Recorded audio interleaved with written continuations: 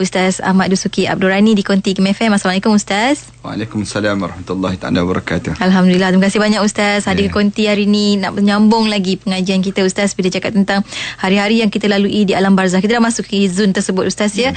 Dan hari ini Ustaz akan sambung lagi kesinambungannya sebenarnya untuk tajuk tersebut sebagai kita, sebagai peringatan jugalah Ustaz ya, sebagai kita ni yang berjalan di atas muka bumi sebagai seorang pendosa Ustaz ya.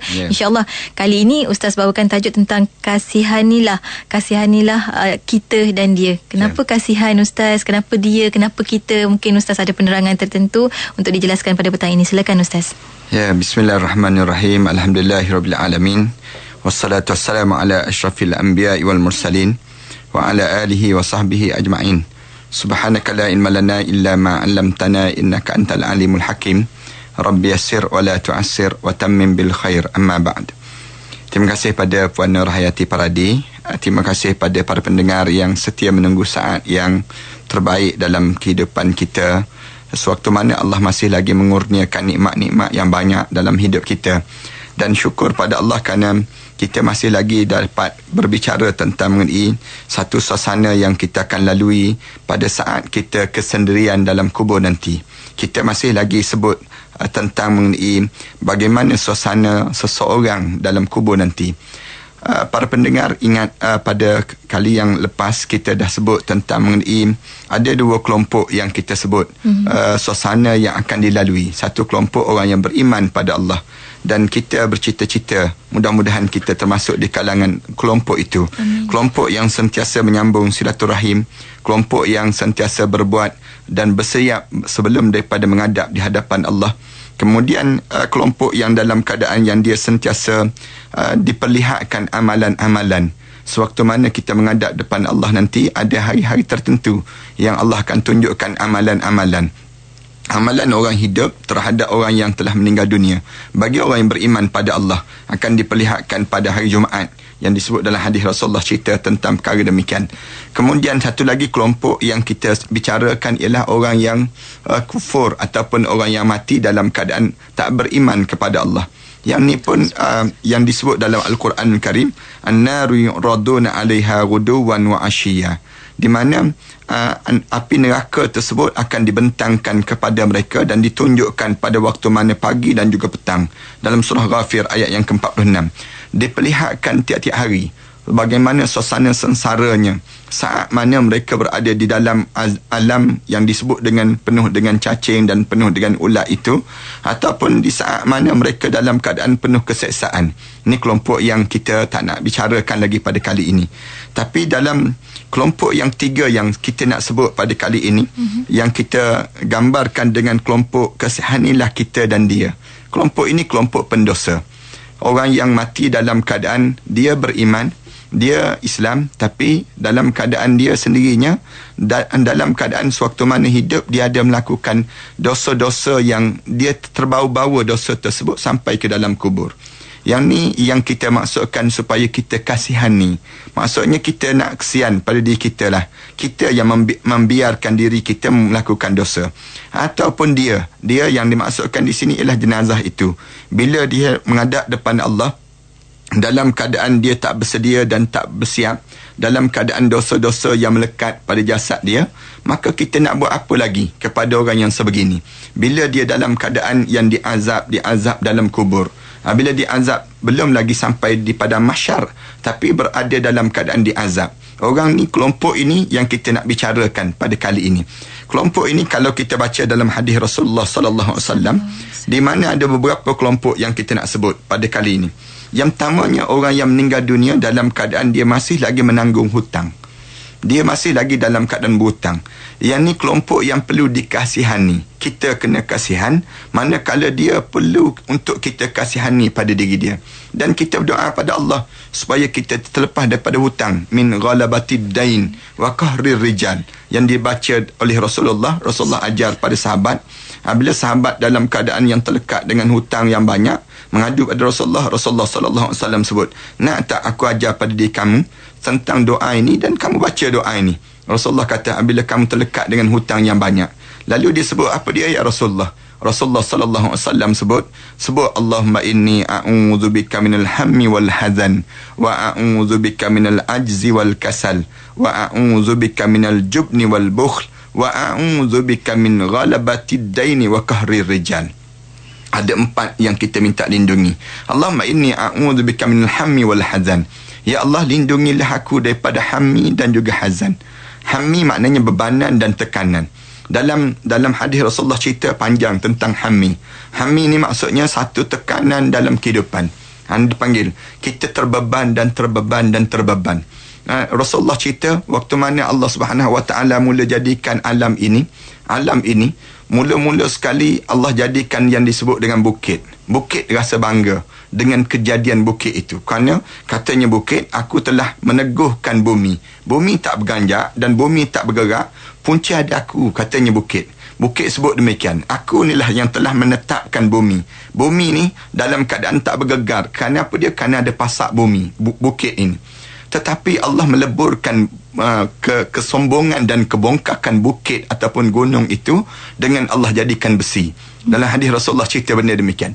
Besi ini yang menyebabkan, dengan besi ini, besi telah menyebabkan bukit sebesar mana pun telah hancur lebur. Yang disebut dengan bukit tadi. Besi rasa bongkak, rasa takbur dengan kejadian ini. Lalu dalam hadis Rasulullah ceritanya, Rasulullah sallallahu alaihi wasallam cerita besi sombong ini Allah jadikan penghancurkan keleburan besi, ketakburan besi tadi dengan dijadikan api. Allah ciptakan api. Api ini waktu mana Allah jadikan api rasa hebat. Bila dia boleh meleburkan besi yang keras itu pun boleh dihancurkan dengan kekuatan api. Api rasa takbur. Lalu Allah telah ciptakan satu perkara yang boleh menghancurkan keleburan yang disebut dengan api. Allah jadikan yang disebut dengan air.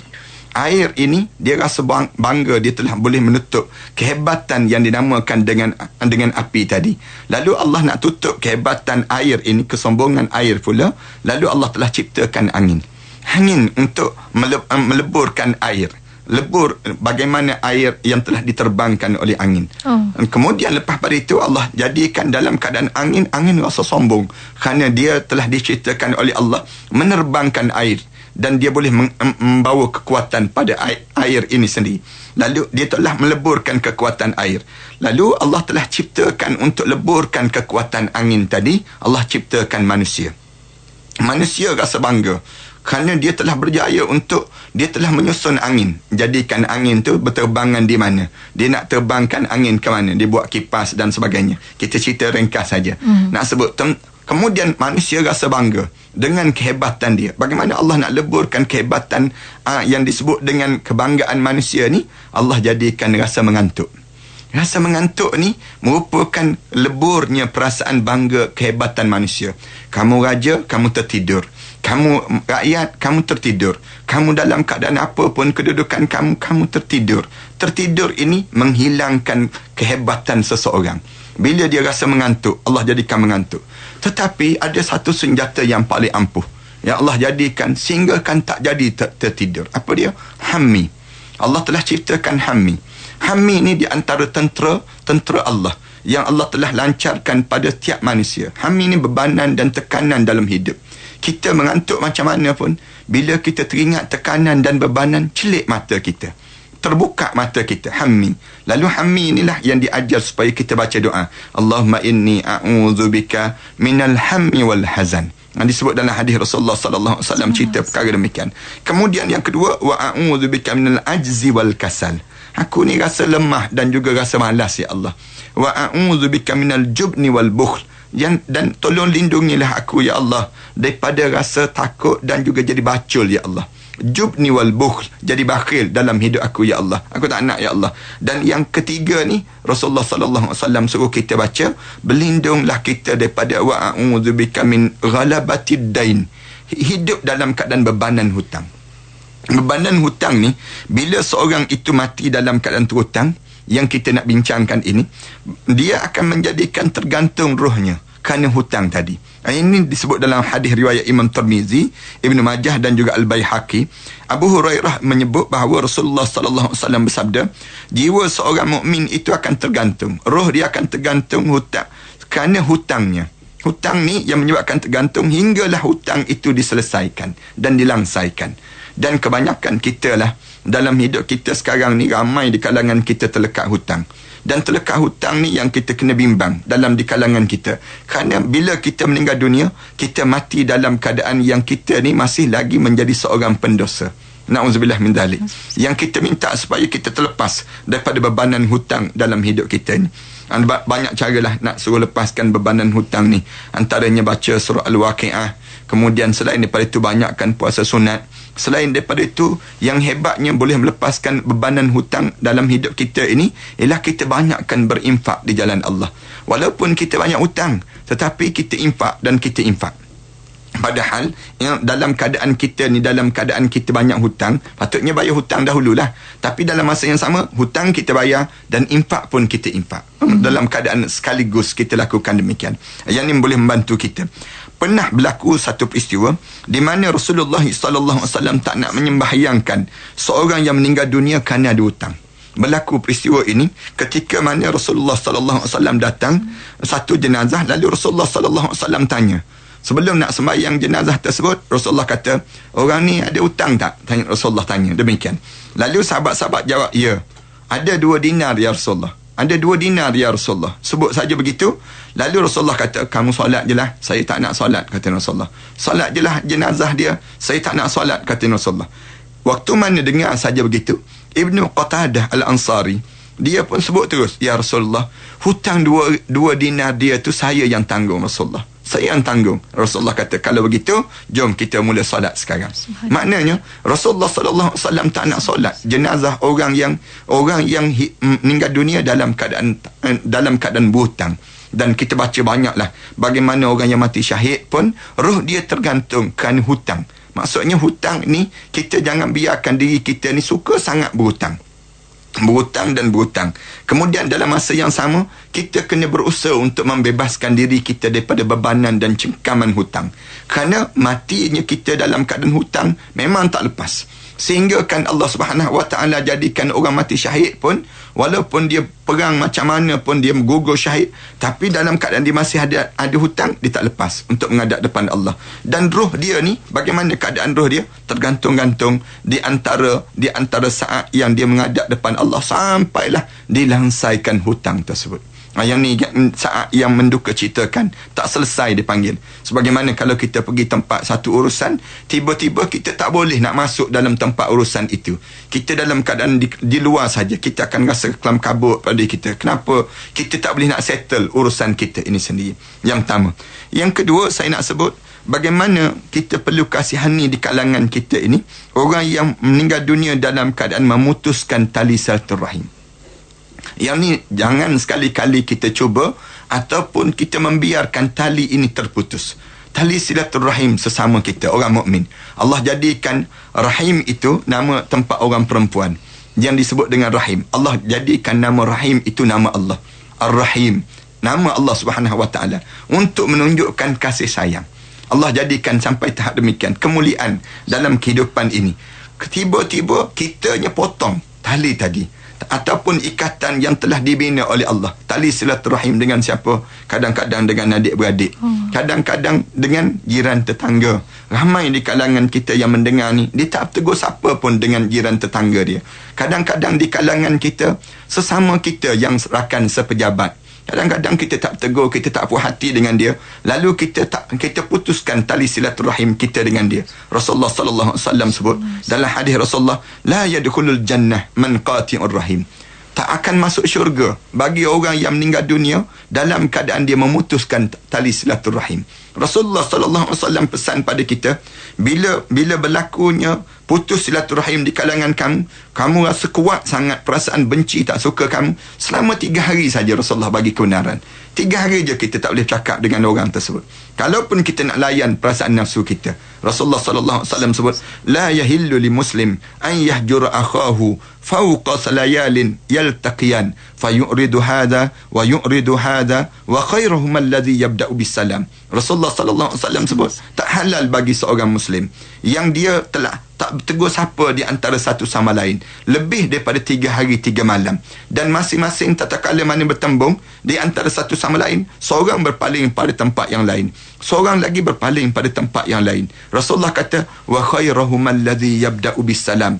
Orang yang terbaik di kalangan mereka itu siapa yang memulakan bagi salam. Tak mengulurkan tangan pun tak apa, tetapi yang penting apa dia? Yang penting ialah kamu bagi salam. Bagi salam di kalangan kita. Sebarkan salam. Ifsus salam ala man ta'arrafta wa man lam ta'arrafta. Rasulullah sallallahu alaihi wasallam suruh sebar salam bagi orang yang kamu kenal dan orang yang kamu tak kenal. Dengan tujuan apa dia? Ikat silaturahim di kalangan kita. Kita ni kadang-kadang berkelahi kerana yang disebut dengan, yang dinamakan dengan harta. Orang kita berkelahi. Kadang-kadang berkelahi kerana rupa. Kadang-kadang berkelahi kerana pegangan dalam hidup di kalangan kita. Di dalam suasana masyarakat kita yang politik dia terlampau kuat dan sebagainya, memutuskan silaturahim dalam keadaan sedemikian rupa. Yang ni yang dilarang dalam agama. Agama suruh kalau dia mengucap dan kamu mengucap, kamu mesti sambung silaturahim di antara satu sama lain di kalangan kamu. Yang kedua. Yang ketiga saya nak sebut bagaimana keadaan orang yang menghadap depan Allah dalam keadaan dianya masih dalam keadaan terkial-kial pada dia. Waktu mana menghadap depan Allah nanti, orang yang meninggal dunia dalam keadaan tidak membuat wasiat dalam hidupnya. Meninggal dunia dalam keadaan tidak berwasiat. Orang ni yang disunatkan sangat dalam Islam supaya buat wasiat. Wasiat ni biasa kalau kita perhati wasiat ni, dia akan lebih terkesan daripada nasihat. Dalam hidup seseorang, bila kita nasihat, kita sebut nasihat, kita sebut begitu je. Tetapi kalau kita sebut ni wasiat, kita sebut ni wasiat, orang Melayu kita lebih ambil berat terhadap wasiat. So kalau kita menjadi seorang bapa ataupun kita menjadi seorang ibu, banyakkan wasiat untuk anak-anak, wasiat untuk keluarga kita. Wasiat yang paling utama apa dia? Yang disebut dengan takwa kepada Allah. Usikum wa iyaya bitaqwallah. Saya berpesan pada diri saya dan berpesan pada diri kamu supaya takwa pada Allah. Ini di antara wasiat. Wasiat kita panggil anak-anak kita sebut. Bila mama meninggal dunia nanti, bila umi meninggal dunia nanti, bila abi dah meninggal dunia nanti, kamu adik-beradik jangan berkelahi sama-sama kamu. Kamu adik-beradik, pastikan kamu letakkan kubur mama ataupun kubur umi, keluarga, kubur yang disebut dengan arwah ibu dan juga ayah ini dalam keadaan yang terbaik. Dan kamu jangan sekali-kali kamu bertengkar sama kamu dalam berebut harta benda. Yang ni kena pesan. Sebab ramai dah kes-kes yang berlaku bila meninggal dunia, adik-beradik bercakaran di antara satu sama lain. Masing-masing tidak mempedulikan lagi. Ada orang yang bila ayah dia meninggal dunia saja, tiba-tiba ibu dia pun tidak dipeduli dalam hidup ni. Ni ramai yang berlaku demikian kerana berebut harta. Kemudian barulah kita bicarakan tentang soal yang disebut dengan wasiat ini, tentang harta benda dan sebagainya. Yang ni yang kita kena faham. Wasiat ini jangan nampak yang dinamakan dengan pusat wasiat saja, jangan. Tetapi wasiat dalam harta benda saja. Tetapi wasiatlah dalam urusan beragama. Kalau kita baca dalam Al-Quran, bagaimana Nabi Ya'qub waktu mana datangnya saat kematian dia, waktu tersebut Nabi Ya'qub AS bagi wasiat pada anak-anaknya. Ini di antara wasiat-wasiat yang kita kena buat dalam kehidupan kita. Kita baca dalam satu hadis Rasulullah sallallahu alaihi wasallam sebut, hadis ni hadis marfu' yang diriwayatkan oleh Qais ibn Qabisah. Dia sebut bahawa Rasulullah sallallahu alaihi wasallam bersabda, barang siapa yang tidak berwasiat, tidak diizin baginya berbicara dengan orang yang sudah meninggal dunia dalam kubur nanti. Bila dia meninggal dunia dalam keadaan dia tidak berwasiat, kemudian dia meninggal dunia, katakanlah waktu mana kita lepas pada kita dalam kubur nanti, lepas pada kita kena soal, ditanya oleh malaikat Munkar dan Nakir, selesai saja kita akan bunyi riuh je, bunyi jauh-jauh saja bunyi. Tiba-tiba kita bunyi, kita tanya malaikat tu bunyi riuh macam lebah tu, bunyi apa tu malaikat? Malaikat kata itulah roh-roh orang yang meninggal dunia sebelum daripada kamu. Kita sebut demikian. Kita dengarlah mereka bercakap jauh-jauh, kita dengar, biarkan dia dia penat belum habis lagi tadi. Disebut demikian. Kita pula nak bercakap dengan dia tak boleh. Kenapa? Kerana Rasulullah sebut tak diizinkan bagi dia bercakap dengan orang yang sudah meninggal dunia bila dia dah menghadap depan Allah Subhanahu Wa Taala. Ditanya pada Rasulullah, apakah yang sudah meninggal dunia itu dapat bercakap, Rasulullah? Rasulullah sallallahu alaihi wasallam jawab, ya, mereka di antara satu sama lain itu saling mengunjungi di antara satu sama lain. Maksudnya, bila kamu menghadap depan Allah dalam keadaan kamu tak buat wasiat, kamu tak tinggalkan wasiat dalam pada keluarga kamu, macam mana kamu nak bercakap dengan roh-roh arwah hayat, roh yang disebut dengan meninggal dunia sebelum daripada kita ini sendiri. Ini di antara amalan yang kita kena lakukan dalam hidup kita, supaya kita ni lakukan wasiat dalam kehidupan kita ni. Kemudian yang keempat, bagaimana keadaan kita waktu mana kita menghadapi dengan kematian ini sendiri. Orang yang hidup ini, keadaan yang keempat bagi orang yang kita kasihan, orang yang dah meninggal dunia ni, apa dia? Yang keempat ni, orang hidup mencelanya peribadi orang yang meninggal dunia tadi. Allah. Yang ni memang terseksalah orang dalam kubur. Jangan sekali-kali kita cela orang yang telah meninggal dunia. Dia dah menghadap depan Allah. Bila dia menghadap depan Allah, kamu jangan sakiti lagi dia. Maknanya biarkan dia menghadap depan Allah. Bila kamu cakap tentang dia, nanti akan sakit dia dalam kubur nanti, kalau keburukan yang kamu bicarakan itu. Hadis yang diriwayatkan, yang disebut oleh Aisyah radhiyallahu anha, menuturkan bahawa Nabi sallallahu alaihi wasallam pernah bersabda, sesungguhnya mayat dalam kubur itu merasa sakit di dalamnya dengan suatu yang dapat menjadikan merasa sakit di dalam rumahnya. Maksudnya apa dia?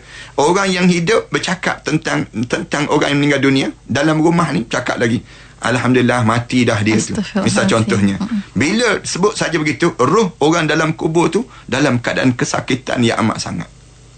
Ini cara demikian. Kita jangan cakap lagi tentang keburukan dia. Kenapa kamu suruh alhamdulillah? Oh, dia dahulu memang jahat, mati dia dah. Eloklah dia ni. Padahal dia tak jahat pun, tapi kita cela dia. Na'udzubillah min zalik. Jangan buat demikian. Imam Qurtubi dia mengatakan bahawa mungkin sahaja orang yang sudah meninggal dunia dapat merasa sakit atau ucapan ataupun perbuatan yang dilakukan oleh orang yang masih hidup. Orang yang masih hidup, anak-anak yang masih hidup, katakanlah, na'udzubillah min zalik. Ramai di kalangan kita, lepas pada hantar jenazah saja, balik saja buka TV terus. Tengok rancangan kartun, tengok rancangan-rancangan yang entah apa-apa yang ditengok tersebut. Tengok untuk apa? Baru je kan kamu ke bumi jenazah. Kadang-kadang jenazah ada lagi atas rumah. Jenazah tu ada lagi atas rumah. Tapi kamu pasang seolah-olah kamu tak hormat langsung orang yang sudah menghadap depan Allah Subhanahu Wa Taala. Kamu menyakiti dia. Yang demikian itu, kata disebut lagi, yang demikian itu merupakan balasan atas ucapan yang baik yang pernah dilontarkan oleh orang yang sudah meninggal tersebut. Maknanya kalau sekiranya kita, waktu mana kita menghadap depan Allah nanti, orang bercakap tentang diri kita yang baik-baik, kita akan dapat keadaan yang baik. Tapi kalau orang cakap benda yang buruk, kita akan dapat cela orang yang cela kita ini sendiri.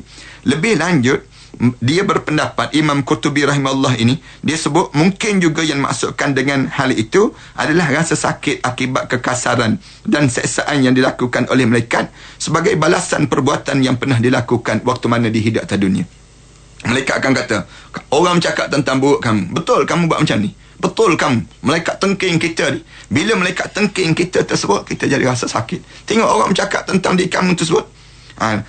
Dalam Aisyah radhiyallahu anha juga, dia menuturkan bahawa Rasulullah sallallahu alaihi wasallam bersabda, Rasulullah sebut, janganlah kalian mencela orang yang sudah meninggal dunia.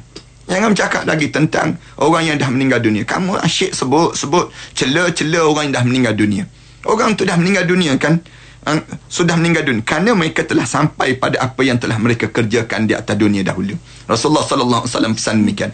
Orang yang meninggal dunia tu, dia dah dapat dah apa yang dia lakukan di atas dunia. Jadi kamu tak payah cela-cela lah dia, benda yang lepas yang dilakukan, kecuali dia memang buat jelas-jelas dan dia sebut awal-awal, aku tak kisah kalau aku meninggal dunia pun orang nak kata aku jahat pun kata je lah, dia sebut. Yang tu tak apalah untuk jadi pengajaran pada orang yang masih hidup. Tetapi kalaulah sekiranya dia buat jahat tu senyap-senyap, kemudian dalam keadaan sembunyi-sembunyi, dia pun orang tak terkenal, tiba-tiba dia meninggal dunia, kita pula pergi sambung, eloklah dia meninggal dunia, kita sebut benda demikian, maka dia akan terseksa dengan keadaan yang kita lakukan dan kita kata ini. Sedangkan daripada Safiyah bin Syaibah, diriwayatkan bahawa Nabi SAW pernah disampaikan mengenai satu hal yang buruk pada seorang mayat. Waktu mana disebut ada Rasulullah, orang tu jahat begini-begini tentang mayat ini. Lalu Rasulullah sallallahu alaihi wasallam, Rasulullah sebut, jangan kalian menyebut sesuatu yang mengenai orang yang sudah meninggal dunia di antara kalian kecuali kebaikan yang dilakukan atas dunia. Kecuali yang baik je. Orang tu alhamdulillah meninggal dunia dah, sunyi dah masjid kita, tak ada seorang yang biasa datang awal ke masjid. Ataupun kita sebut Allahumma ni dulu, riuh je dengan bacaan Quran, tapi tak ada dah arwah ni, tak ada lagi suara dia membaca Al-Quran. Ini di antara kebaikan yang kita sebutlah. Rasulullah sallallahu alaihi wasallam kata, sebutlah kebaikan, tetapi jangan sebut keburukan. 4.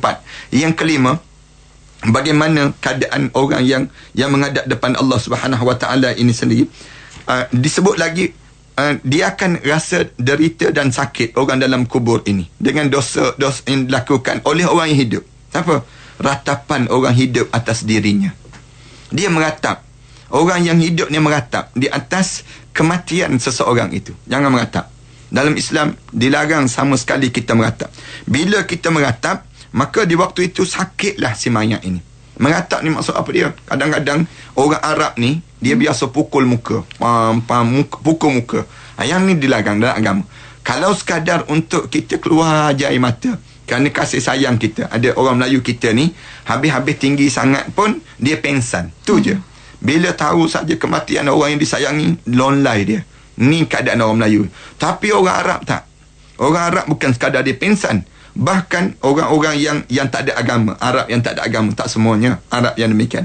Cuma nak sebutnya orang yang tak faham tentang agama ini, bila dia dapat saja berita kematian ini, tiba-tiba dia meratap. Dia meratap dalam keadaan yang kuat. Dia pukul muka dia, kemudian dia tarik rambutnya, dia cakar-cakar tangan dia di atas tanah. Ini cara ratapan yang Rasulullah sallallahu alaihi wasallam dagang. Aisyah radhiyallahu anha, dia menuturkan, pernah dikatakan pada dia bahawa Ibnu Umar pernah melaporkan pada Rasulullah sallallahu alaihi wasallam. Disebutnya sesungguhnya seorang mayat itu akan diazab kerana tangisan orang yang masih hidup. Rasulullah sallallahu alaihi wasallam gambar. Rasulullah kata pada Sayyidina Umar, orang yang mayat itu akan diazab kerana tangisan orang yang hidup. Maksudnya ratapan. Bukannya maknanya kita menangis. Kalau kita menangis sekadar keluar air mata, kemudian kerinduan, itu tak ada masalah. Tapi bila kita macam tak boleh nak hidup, kalau sekiranya kematian yang berlaku di kalangan kita ni, terseksa orang dalam kubur tersebut. Jangan sampai peringkat demikian. Terimalah qada dan qadar Allah yang Allah jadikan dalam hidup kita. Kemudian Aisyah radhiyallahu anha berkata, Abu Abdurrahman lupa, tapi dia mengatakan keluarga yang meninggal itu menangisi dan sungguhnya dia akan diazab akibat kejahatan yang ditangisi tadi. Hadis ni diriwayatkan oleh Al-Bukhari dan juga Imam Muslim. Kemudian disebut lagi, Yusuf Ibn Mahid sebagaimana dituturkan oleh Ibn Sa'id bercerita, aku pernah melihat Ibn Umar mendatangi jenazah Rafi' Al-Qudaij. Lalu dia berkata, sungguhnya seorang mayat itu akan diazab kerana tangisan orang yang masih hidup. Kamu jangan sekali-kali kamu menangis, maksudnya meraung dengan raungan kan, kadang-kadang tak boleh terima keadaan yang kematian orang yang disayangi tadi. Orang yang meninggal dunia itu terazab. Kerana apa dia? Kerana orang ni, orang yang hidup ini sendiri. Kita jangan, kita diajar supaya kitanya sekadar kita tahan tubuh badan kita, kemudian kalaupun kita sayang macam mana pun mengalir air mata saja, cukup daripada diri kita. Ini keadaan yang berlaku pada diri seorang. Kemudian hadis mengenai seorang mayat yang diazab akibat tangisan yang masih hidup juga diriwayatkan oleh Abu Ya'la dan juga Abu Bakar As-Siddiq dengan lafaz disiramkan kepadanya air mendidih akibat tangisan orang yang masih hidup. Bila kamu, orang yang hidup tu menangis pada kamu atas kubur, menangis meraung-raung atas kubur, dalam kubur tu disiram dengan air yang mendidih. Katanya Sayyidina Umar Al-Khattab radhiyallahu anhu cerita tentang mengenai bagaimana air yang mendidih itu kena kesan daripada mana orang yang hidup tak boleh terima qada dan qadar Allah. Ini perkara yang demikian.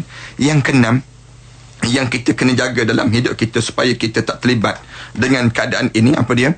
Yang dinamakan dengan kubur orang yang meninggal dunia dijadikan laluan untuk orang lalu lalang.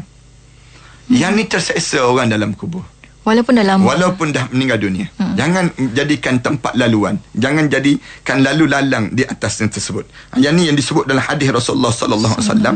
Ibnu Syaibah daripada Al-Hakim menuturkan Uqbah bin Ibnu Amir Asy-Syaibi berkata, berjalan di atas bara api ataupun di atas mata pedang yang tajam yang dapat memotong kedua kaki aku, lebih aku sukai daripada harus berjalan di atas kubur orang Muslim. Disebut demikian. Lebih baik berjalan di atas bara api daripada kamu duduk langkah-langkah kubur-kubur orang Islam itu. Satu, kita bila kita pergi ke kubur, kita kena beradab. Jangan kita langkah je melangkah. Jangan. Kita tak peduli tentang orang dah meninggal dunia sebelum daripada ni. Kadang-kadang kita langkah je. Kata Rasulullah ajar pada kita, lebih baiklah kamu berjalan, disebutnya Ibnu Abi Syaibah dan Hakim disebut Uqbah bin Amir dikatakan bahawa berjalan di atas bara api itu ataupun di atas mata pedang itu yang tajam lebih baik daripada berjalan di atas kubur orang Islam. Dia ajar demikian. Kerana apa dia? Kerana hadis ni diriwayatkan oleh Ibnu Majah dan Huzaifah sebagai hadis marfu', yang cerita tentang mengenai dalam kubur tu, orang dalam kubur tu terseksa dengan pijakan kamu di atas kubur tadi. Ini kena jaga pada diri kita ni. Demikian. Kemudian yang ketujuh, keadaan yang berlaku pada orang dalam kubur ni apa dia? Orang yang suka duduk-duduk di atas kubur. Duduk je, tak ada kerja, duduk je. Di birai-birai yang kadang-kadang dia duduk atas tempat-tempat pusara dan sebagainya. Duduk saja. Terseksa orang dalam kubur. Dia duduk saja, tak ada kerja pun, dia borak, dia tengok WhatsApp group misal contohnya. Yang jenis demikian. Tapi yang ni jarang nak berlaku. Orang Melayu kita ni nak pergi ke kubur, pandang kubur pun tak nak orang kitanya. Yang ni berlaku di kalangan orang Arab yang nakal-nakal dan sebagainya. Orang-orang yang bangsa-bangsa yang tak faham tentang agama ni, kadang-kadang dia duduk di atas kubur ni sendiri. Ammarah ibn Hazm berkata, Rasulullah SAW pernah melihat aku duduk di atas satu kubur. Lalu Rasulullah SAW tegur, orang yang di atas kubur, kata Rasulullah sebut, turun kamu, jangan kamu menyakiti penghuni dia, nescaya dia tidak akan menyakiti kamu. Katanya demikian. Kamu di atas kubur tu, sian orang dalam kubur tu. Katanya Rasulullah tegur dia. Rasulullah SAW tegur, jangan kamu duduk atas kubur, nanti terseksa orang dalam kubur sebelum daripada dia menyeksa kamu pula. Yang ni sebut dalam keadaan dia ni doa pada diri kamu, lebih baiklah kamu turun, jangan duduk atas kubur tersebut. Ni keadaan kita kasihanilah dia dan kasihanilah kita, supaya kita tidak dalam keadaan melakukan dosa dalam hidup kita menghadap di hadapan Allah. Wallahu a'lam. Alhamdulillah, terima kasih banyak Ustaz atas pencerahan pada petang ini. Masya-Allah, banyak yang kita belajar, dapat menitip satu persatu insya-Allah untuk sama-sama kita kongsi-kongsikan dengan yang lain. Dan kita akan menjerehat seketika. Kita akan selepas ni akan juga raikan soalan-soalan daripada sahabat-sahabat kita di Facebook ikim.fm Ustaz. Kita akan berhenti rehat. Bagi anda jangan kemana-mana, teruskan bersama kami menerusi Mau'izati. Anda bersama Aman Palestin Berhad, bersama kami membantu mereka bebaskan Al-Aqsa, selamatkan Palestin. Layari www.amanpalestin.net atau FB Aman Palestin. Alhamdulillah, waktu ini kita kembali bersiaran menerusi program Mau'izati untuk sama-sama kita kongsi dan kongsikan lagi tajuk kita petang ini, kasihanilah kita dan dia. Kita ni sebagai pendosa itu Ustaz ya, dan bersama dengan yang bahagia Ustaz Ahmad Dusuki Abdul Rani di Konti IKIM FM. Dan kita ada banyak soalan sebenarnya Ustaz daripada rakan-rakan kita di Facebook dan juga SMS Ustaz. Antaranya yang bertanyakan tentang bila menangis tu Ustaz, bolehkah kalau menangis sampai air mata kena pada jenazah Ustaz? Sebaik-baiknya kita minta supaya jauhkan daripada keadaan itu. Kerana waktu mana kita menangis tersebut, ruh tersebut melihat keadaan apa yang berlaku pada diri kita, dan tentulah dia pun akan turut sama hiba di saat mana kita dalam keadaan sedemikian rupa. Satu. Yang kedua, bila kena saja ke air mata kita kepada jasad dia ini, yang menyebabkan dia sudah dalam keadaan bersih untuk menghadap depan Allah. Dia dalam keadaan yang dia membawa amalan dia. Takkanlah kita nak tambahkan lagi penderitaan yang kita ni sendiri, menambahkan lagi bebanan pada diri dia. Orang yang menghadap depan Allah. Bersihkan. Dan waktu mana kita menghadap, kita cium tersebut, cukuplah dengan amalan-amalan saja yang kita doa untuk orang yang menghadap depan Allah. Jangan sampai menitis air mata kemudian kena letak pula atas tubuh badan dia keadaan yang sedemikian rupa. Biar dia menanggung keadaan apa yang dia sedang hadapi saat mana dia menghadap di hadapan Allah SWT itu. Alhamdulillah. Dan ramai juga tanyakan tentang soalan hutang Ustaz, daripada Muhammad Faisal. Saya rangkumkan juga dengan Ahmad Najibul Hizbul namanya. Tanya tentang bagaimana Ustaz kalau kita nak bayar hutang tapi puas cari yang kita nak bayar tu tapi tak jumpa. Satu soalan. Dan keduanya, boleh ke kalau kita buat amalan baik dan niatkan kepada arwah, contohnya kalau sedekah niat bayar hutang untuk arwah Ustaz? Ya, boleh. Ya, boleh. Yang pertama saya nak sebut tadi, katakanlah kita ada hutang tapi kita tak berjumpa lagi dengan orang yang kita pernah berhutang dengan dia itu. Macam mana kita nak buat? Ambillah duit yang kita ada ni, ataupun harga nilai yang kita ambil tadi, kemudian kita masukkan ke dalam tabung-tabung masjid. Kemudian kita niat, kepada orang yang telah kita pernah berhutang sebelum daripada ni. Ya Allah, tolong sampaikanlah bayaran hutang aku kepada dia, ya Allah. Katakanlah suatu hari sebelum kita menghadap depan Allah, kita berjumpa dengan dia, kita kena bayar kembali. Maknanya yang kita masuk dalam tabung tadi, yang ni kita dah dianggap sedekah. Kemudian manakala yang ni kita dianggap kita membayar tanggungan pada diri kita. Tapi katakanlah kita tak berjumpa lagi dah, oleh kerana kita tak berjumpa lagi dah pada diri dia, kita harap Allah Subhanahu Wa Taala mengampunkan dosa kita dan terlepaslah hutang-hutang yang kita terikat dengan dia sebelum daripada ini. InsyaAllah. Kemudian sama juga dengan keadaan amalan. Bila kita buat satu amalan, niatlah untuk orang yang telah meninggal dunia. Niat sama pada setiap kali mana kita buat, ya Allah, tolong sampaikanlah amalan yang baik ini, ya Allah, untuk arwah ayah saya, ya Allah, dilepaskan dia daripada azab kubur, ya Allah. Boleh tak boleh? Boleh. Kita akan bicarakan dalam bab yang akan datang nanti, tentang bagaimana kita nak membantu pada orang yang telah meninggal dunia dalam keadaan dia ni mati dalam keadaan berdosa, dalam keadaan kita tahu dia banyak dosa, dan saya pun ada dosa, para pendengar pun ada dosa. Bila kita ada dosa ni, kita jangan biarkan dosa-dosa ini tertumpuk dalam jasad kita, sehingga akan menyusahkan kita nak menghadap di hadapan Allah SWT nanti. Ini cara demikian. Dengan cara orang yang hidup, tolonglah orang yang telah meninggal dunia ini sendiri. Kasihani tu Ustaz, kasihani dia, kasihani kita juga. Semoga satu hari nanti ada orang melakukan perkara yang sama Ustaz, pada kita, insya-Allah. Daripada Hasni Hasan, Ustaz tanya, apakah yang sebaiknya amalan yang perlu dilakukan dibuat apabila kita menziarahi pusara?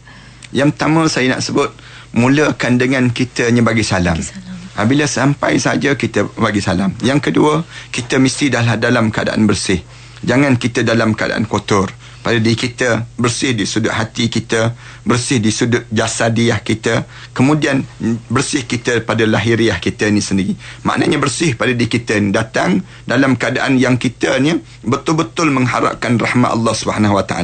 Kemudian dalam keadaan demikian, kita masuk saja ke kawasan kubur, kita duduk setentang dengan muka pada arwah yang meninggal dunia ini sendiri.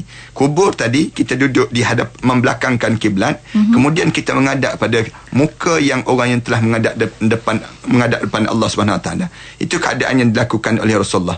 Kemudian bacalah doa, bacalah Al-Quran, dan buatlah amalan-amalan, bukan solat dan sebagainya, tapi kita jadikan kita baca Quran, kita baca doa. Mudah-mudahan dengan apa yang kita baca tadi melembutkan hati kita dan melapangkan kuburnya. Kemudian kita tinggallah kubur itu, jangan dilangkah kawasan-kawasan kubur yang lain. Pastikan kita jalan dalam keadaan yang teratur. Jangan kita langkah kubur-kubur orang mukmin yang lain yang meninggal dunia ini. Kemudian dalam masa yang sama kita tinggal dengan kalimah-kalimah yang baik, kalimah-kalimah yang tayyibah. Jangan sibuk pula kita tunjuk-tunjuk, tu kubur orang jahat tu kubur orang tu kubur orang ni. Tak. Tapi kita tinggalkan dalam keadaan yang paling terbaik dengan kalimah-kalimah yang terbaik dalam hidup kita. Ya, insya-Allah. Dan Ustaz ada juga yang bertanya tentang bagaimana keadaan bila menceritakan keadaan jenazah yang telah meninggal dunia dengan niat untuk mengambil pengajaran, Ustaz. Ya, boleh. Dengan syarat tidak mengaibkan. Maksudnya sekadar untuk kita nak cerita, bukan sekadar untuk kita, bukan dengan tujuan mengaibkan. Misalnya contoh, bila berlaku kemenangan jalan raya, misal contoh, ramai orang yang upload dalam Facebook masing-masing gambar-gambar kemenangan dan sebagainya. Bagi saya boleh untuk dijadikan pengajaran, tetapi jangan sampai mengaibkan, di mana terbukanya aurat dia sampai dalam keadaan yang nampak jasad dia yang hancur lebur dan sebagainya. Yang tu yang kita kena berhati-hati. Yang kedua, yang selayaknya pada diri kitanya, untuk kitanya menjadikan dalam keadaan kita ni kembali kepada Allah.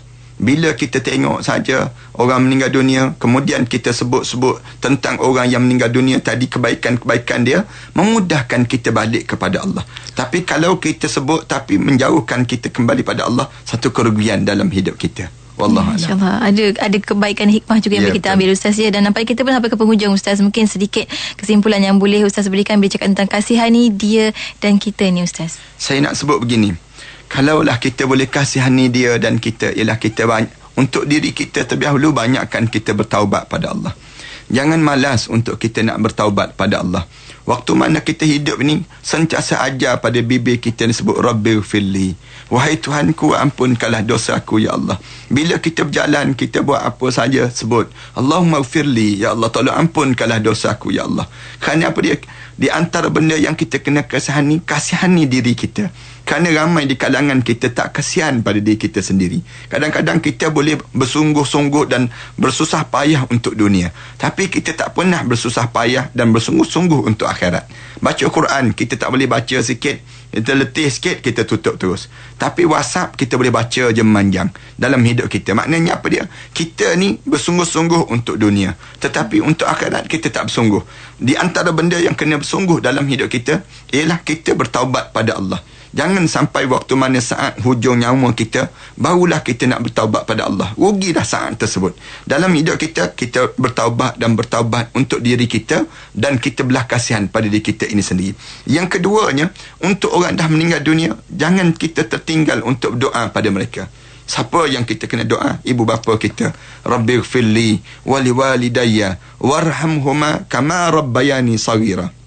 Ya Allah, tolong ampunkanlah dosa saya, dosa kedua ibu bapa saya, ya Allah. Kita tahu ibu bapa kita ni ada silap, ada yang buat salah. Tolonglah ya Allah, kesian pada mak ayah saya ya Allah, sebagaimana dia kesian dalam membesar saya waktu mana saya kecil dahulu ya Allah.